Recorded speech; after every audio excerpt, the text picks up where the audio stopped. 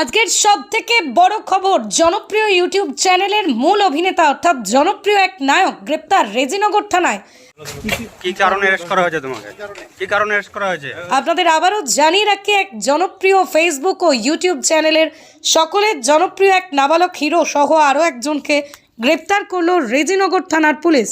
তার অভিনয় দেখেনি এমন কেউ খুঁজে পাওয়া মুশকিল। ভিডিও ছাড়তেই মিলিয়ন মিলিয়ন ভিউ হয়েছে সমস্ত প্ল্যাটফর্মে।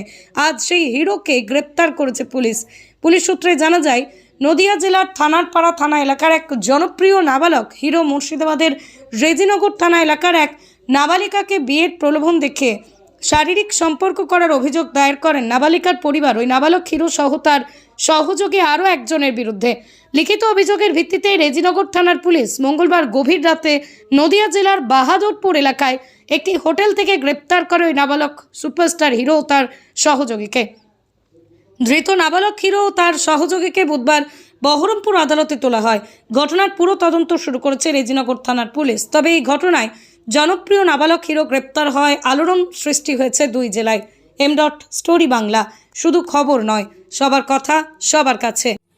এখন একটা ভিডিও হয়েছিল, ভিডিও করেছিল, কিন্তু সেই ভিডিওটা ও দেখে হঠাৎ পোস্ট করে দিয়ে বলে যে তুমি যদি আমাকে বিয়ে না করো আরো ভিডিও পোস্ট করবো, তোমার লাইফ বরবাদ করে দিবে। আমি ওকে বিয়ে করতে বাধ্য হয়েছিলাম। ব্ল্যাকমেল করতো, দিয়ে আমি ওকে বিয়ে করতে বাধ্য হয়েছি। আর এখন ও ওইসব ভিডিও ভাইরাল করে এখন ও আমার দিকে আর ফিরে তাকাচ্ছে না। এখন অন্য মেয়েদেরকে নিয়ে ফুর্তি করে বেড়াচ্ছে। এখন তাহলে আমার লাইফটা কি হবে? এখন তো আমার পুরো জীবনটাই বরবাদ করে দিল। তাহলে আমি এখন কি করব আমি বলেন?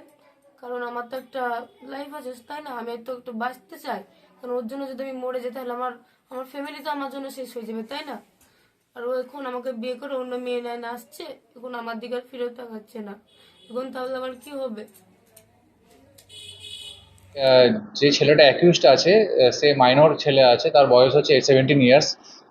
ওর বিরুদ্ধে একটা অ্যালিগেশন ছিল যে একটি মেয়ে একটা এলিগেশন দেয় যে তার সাথে শারীরিকভাবে সম্পর্ক করে এবং সম্পর্ক করে তাকে মিসইউজ করা হয় এবং তার পরিবারকে ভয় দেখানো হচ্ছে। তো সেই মেয়েটির বাড়ির লোকের কমপ্লেনের উপর বেস করে একটি স্পেসিফিক কেস রিজু করা হয়েছে রেজিনগর থানায়, এবং যেটা পক্সো অ্যাক্টে রিজু হয়েছে এবং চাইল্ড ম্যারেজ প্রোহিবিশন অ্যাক্টের মধ্যে দেওয়া আছে। তাতে আমরা দুজনকে অ্যারেস্ট করেছি। যে ইউটিউবারের কথা আপনারা বলছেন সে ছেলেটির বয়স 17 বছর।